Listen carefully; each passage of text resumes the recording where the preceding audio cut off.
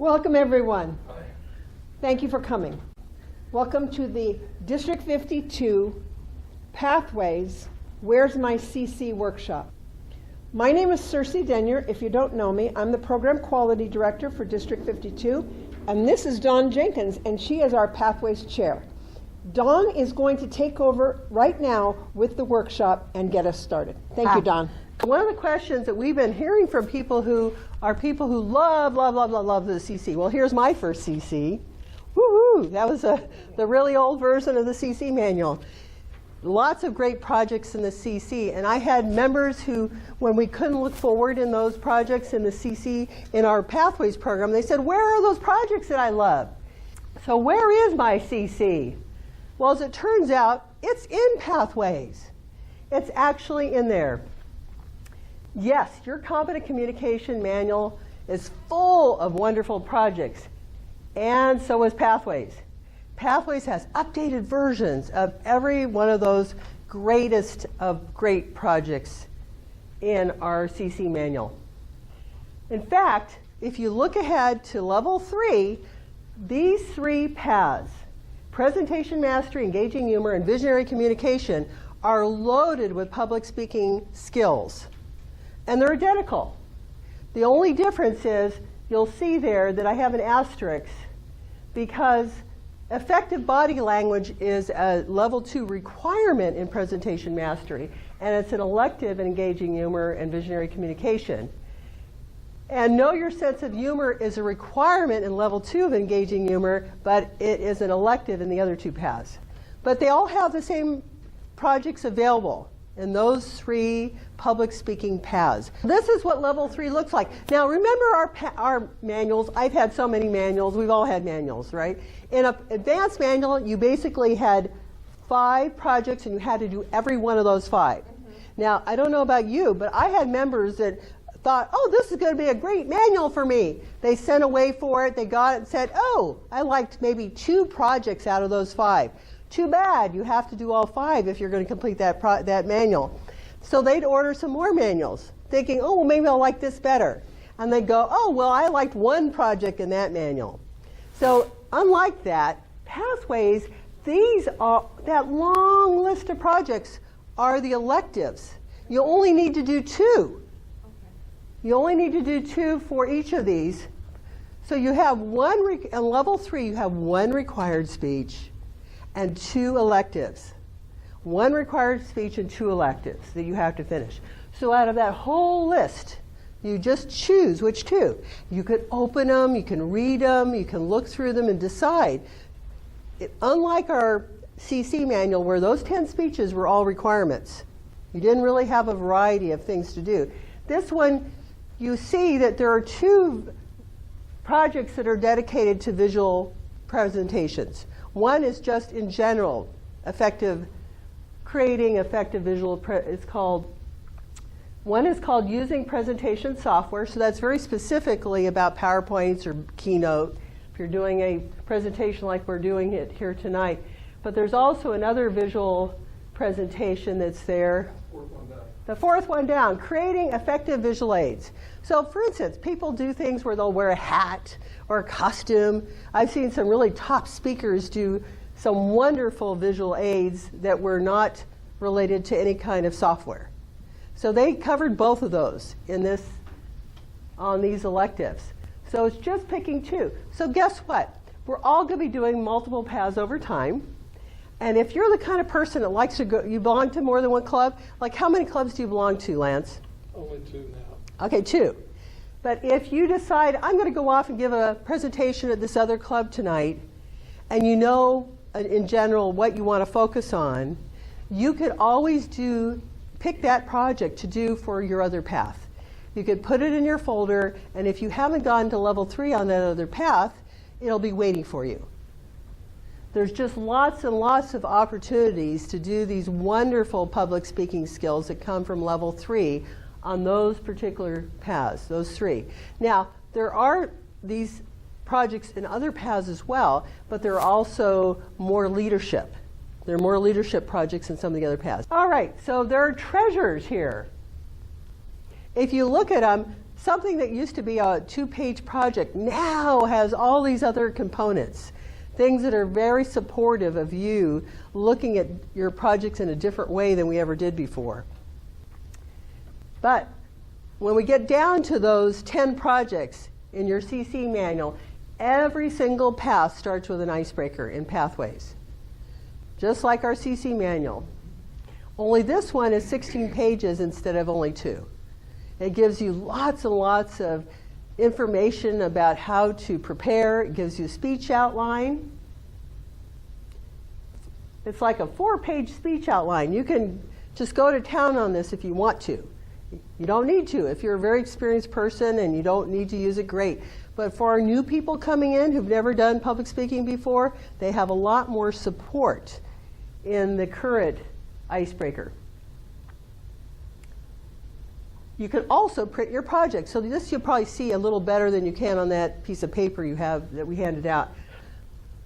So when you first open up any project, if you want to prepare for it, this is a little trick you can do. You can go to the arrow right here, or no, right here. Here it is. Select to move to another section. So let's say you just opened your project. You'll go to the second, third page. You'll see this little select to move to another section.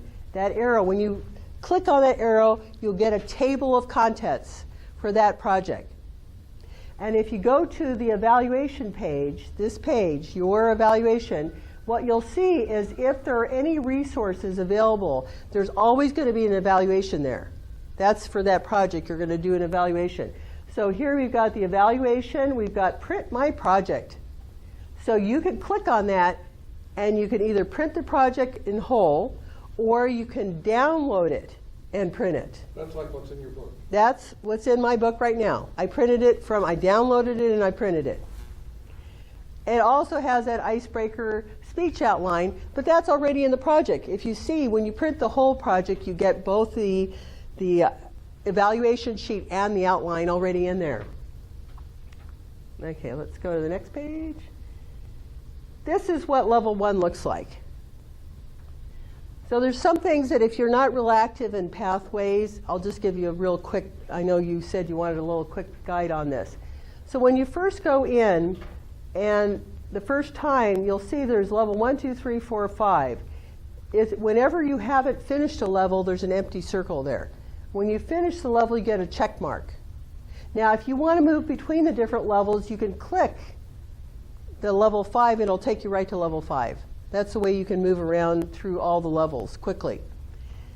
You also have, with every project, it will initially say activate. The first time you get there, you'll click activate, and then it'll click launch. When you click launch, it no longer has a pop-up. Like when we first went into Pathways, we were going, oh gosh, what's going on with these pop-ups? Now it just opens a new tab. So you have 2 tabs open on your, if you're on your desktop, you'll see you have 2 tabs open. And the one tab will be your Basecamp, and the other tab will be your wherever you are in your curriculum. So when you launch it, you get that icebreaker we just looked at.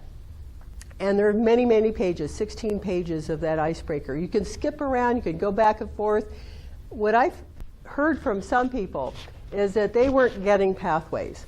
And then when they printed out the project and sat down and read it, they went, oh, this is actually great. Because I think we've gone all kind of Google happy, where we're clicking around the whole internet all the time, and we kind of become, how addicted clicking. So we're click addicts. And if all you do is click and you don't read anything, you're not going to get any value out of it. You really do need to read through them, and especially the sections that appeal to you, that have value for you. So level 1, for every single path, it's identical. Doesn't matter what path you're on. You're going to do your icebreaker, evaluation and feedback 1. That's a speech. Evaluation and feedback number 2. And then you're going to do an evaluation. That's the third part of that evaluation and feedback project. And you're going to do a researching and presenting speech. So it's going to be the same. No matter what path you're on, you're going to do, level 1's going to be exactly the same. Now, people have gotten tremendously confused with the evaluation and feedback project because it has 3 components. And it sounds like it's just an evaluation, but it's so much more than that. Now, back in the day when we were using our CC manuals and Pathways hadn't rolled out, when you had to fill those evaluator roles in your club, what did you do? You thought, what experienced members of my club can I go to fill this evaluation role? Because I certainly can't go to those new people that have just done their icebreaker, their second speech, or third speech. We normally at our club wait until someone's done at least 3 speeches before they've done an evaluation, right? All true? Okay. Now, I used to send out this effective evaluation manual to all my new people and said, start reading. Because this is excellent information on how to receive an evaluation and give an evaluation. But it wasn't part of your CC manual. It was a whole separate manual, and it was optional whether somebody sent it to you. So if you didn't have a VPE who was really on the ball, you probably wouldn't even get it. Now, they've built it in. They have the evaluation and feedback project teaching your new members and everybody in the club, how do I receive feedback from my evaluator, make the best use of it, and learn how to give an evaluation. So the way they set it up is you'll read there right on at the very beginning of the project, it tells you. So the purpose of this project is to present a speech on any topic, receive feedback, and apply that feedback. So if you've got information that you're not moving around enough, that you just stood here like this the whole time, then the next speech, you could give that same speech again or a different speech on any topic, and you need to apply that feedback if it makes sense to you. Like, yeah, I was really standing here the whole time. So now I need to get out here and look a little bit, make a little more eye contact, move around a little more. Then you apply that feedback to the second speech. Then you go to schedule an evaluation of someone, and your VPE is going to schedule you to evaluate who? Who in the club would you evaluate? Someone experienced, yes. You don't want a first-time evaluator evaluating an icebreaker. That person needs encouragement. And until you know what that new evaluator is going to do, even though they may have read the project, they may still be back in high school in their mind and be looking for fault. So reading this project and really studying it, you get that they're supporting people in encouragement, that they know we learn so much more by being positively prized and encouraged than by being criticized. They show a little sample in this project of someone being evaluated, and an evaluation where it's completely positive feedback, which is too much, and then a sample where it's all critical, and then they show a third sample where it's a mix. But the mix could be something like, what would make the speech even better, in my observation, would be if, and you give them the feedback. So they're doing a much more thorough job with teaching our new members how to be effective in the way they receive feedback from their evaluator, actually going to the evaluator and saying, would you explain to me what it is I'm doing, what you're observing?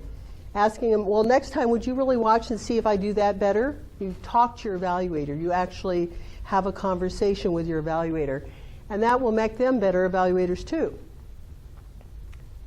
Now, these 2 projects from our CC, Organize Your Speech and Get to the Point, they really aren't in Pathways as such. I've talked to Toastmasters International, and they said, no, they're not really there because the icebreaker has a speech outline.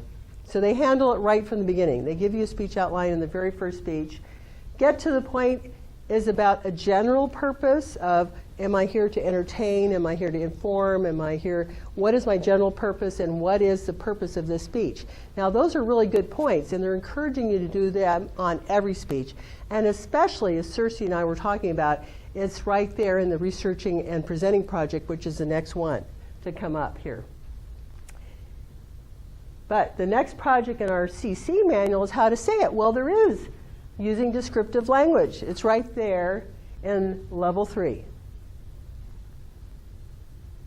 Effective body language.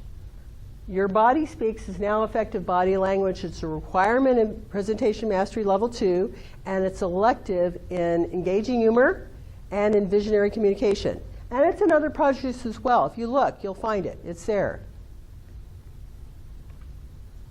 Understanding vocal variety is there. Vocal variety, you've got a new version of it. They're the same project, only much fuller, much deeper, much more examples.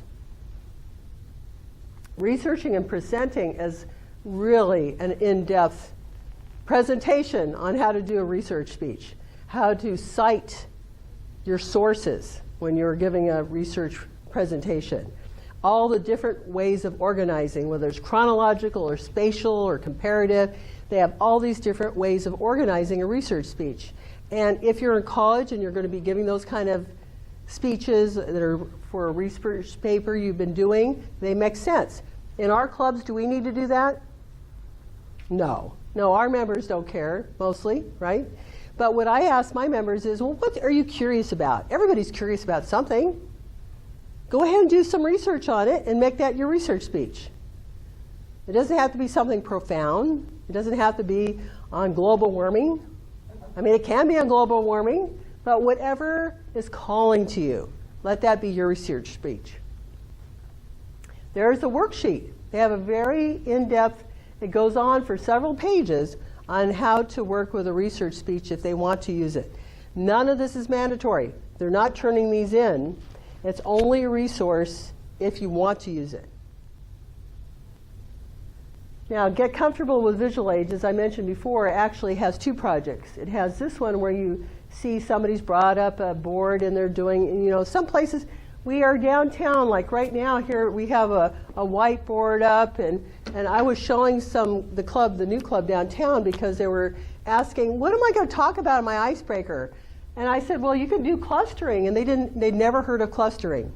So I said, well, you could put your own name in there, like Lance. And what's the first thing you think of when you describe yourself? You're asking me? Yeah. Travel right now. Travel. I know you just got back from China, right? Twice. Travel. And then that might make you think of, or make me think of China. So you could just start filling a board up with all these kind of words about yourself, and you stand back and look at it, you go, oh, there's my icebreaker. So there's a lot of ways of organizing, thinking about a project, but using a board like this is different than using a PowerPoint, and it's good to have other ways of using visual aids. And it could be spontaneous. They don't have to always be prepared before you walk in the room. There's the presentation software, which is a good one. Persuasive speaking. So our old Persuade with Power is now persuasive speaking, and this is required in Presentation Mastery on Level 3.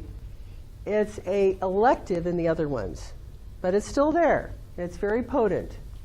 Inspire your audience is still inspire your audience. It's still there. So is this comforting at all to see that your projects in your CC are right there? Now, I just wanted to show you this one quickly, because this is a required project for Presentation Mastery Level 4, and it's an elective for the other paths. It's an excellent, excellent project. I've done it now once, and I'm going to be doing it again soon because somebody in our club just did it. And you have this role play assignment. So everywhere you go where you're not in Toastmasters, you're going to be having some interesting experiences with difficult audience members. So they talk about some that aren't that scary. And when I read these, I said, oh my gosh, I've done this, I've done that, I've done that. Oh my gosh, when I was in school, I did this. I thought, I didn't ever see myself as a difficult audience member, but boy, I've been there. So the talker is someone who wants to share what information they have. And when you know a lot, it's hard to hold back, isn't it? Even you can raise your hand. But we've all been at those Toastmasters trainings as well, where the same person keeps raising their hand. They just can't resist. The interrupter, the person's talking and someone just starts talking and interrupting. We have somebody in our club that does it a lot. And he doesn't mean any harm, he just can't really help himself. Sorry, wrong button. What did I do? Okay. Back. Okay. I'm being a difficult audience facilitator. So the chatterer is somebody who, here we go. The chatterer is somebody who talks to their neighbor. I just had that at a training recently. I didn't realize it was happening, but somebody in the back was talking to somebody side talking, and the people sitting in front of them were having a hard time hearing me over the person talking behind them. So this does happen, even with adults. And the arguer is someone who argues with the information the presenter's giving. The silent type just sits there and never comments, never raises her hand. But most of us would consider that one really cooperative. But we take these roles, at least 4 of them, and the speaker doesn't know who they are in the audience. So they're there specifically to disrupt you. If your goal is self-education, and you know that you want to be a more persuasive speaker, so you want to do the persuade with power speech, but you know that one of your weaknesses is effective body language, I would encourage that person to read the project on effective body language and every other skill that would improve them, and then apply it when they're doing their persuade their speech. Yeah. Now, they won't get credit for doing the effective body language speech, but if you read through your whole CC manual before you started doing projects, wouldn't every single one of those contribute to you doing a better speech? I would think they would. So absolutely, you don't have to make it a project to get value from it. If they're willing to read it and learn it and practice it, that's to their advancement. And they have actually more information here than was in the Competent Communicator Manual. So much more information. It's actually a little scary for some people because it's a manual for every project. So like the evaluation feedback project has so much in it, but so did the effective evaluation manual we used to send out. So this new one has 26 pages. You'll see it. It's right there in that folder. 26 pages.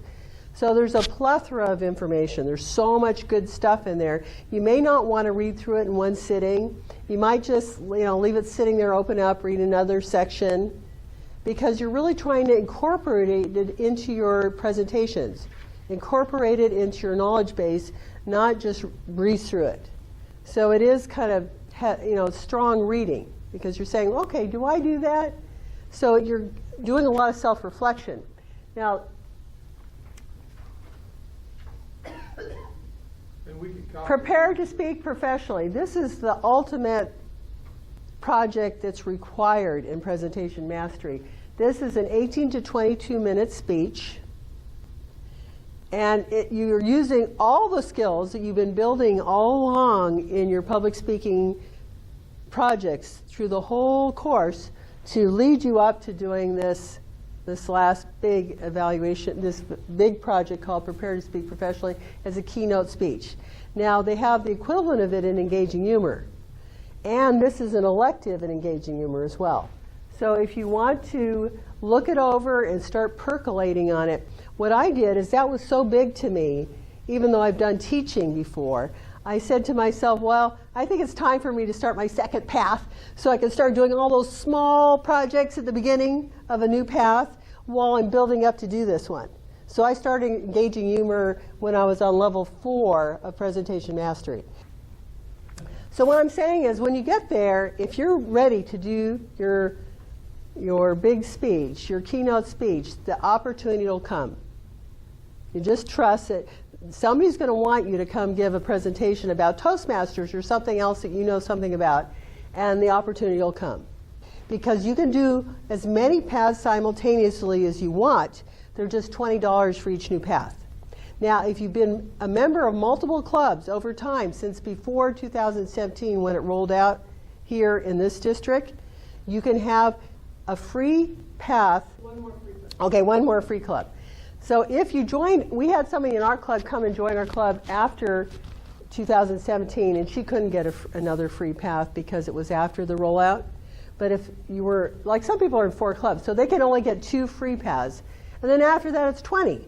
But one of my newer members said to me, well, it's over the 30 days, and I think I want to be on this path. I want to be in presentation mastery instead of innovative planning.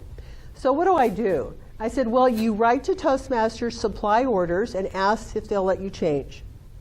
And if they don't, then you can sign up for another path anyway. And he goes, so it's $20, big deal. It's like a couple of Starbucks Frappuccinos, right? It's not the big deal. Like 4 trips to Starbucks, I've already spent over $20. You could get the second free one if you had multiple clubs that you were in before 2017. Yeah. Yes.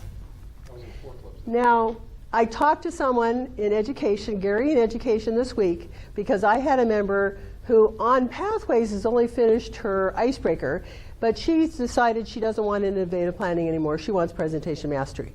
And I said, well, they can only say no. You can only ask. Go ahead and ask. But I asked him, and he said they've softened up. They've actually softened up and been letting people switch paths long after the 30 days. He said, so make your case.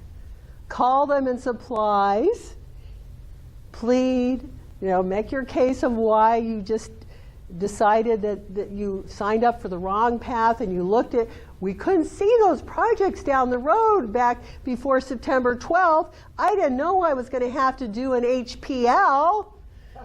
Now that I know I'm going to do a high performance leadership project, I want to be on presentation mastery where it's an elective and I can choose to do it, but I don't have to. So make a good case. And he said they may just let you switch paths.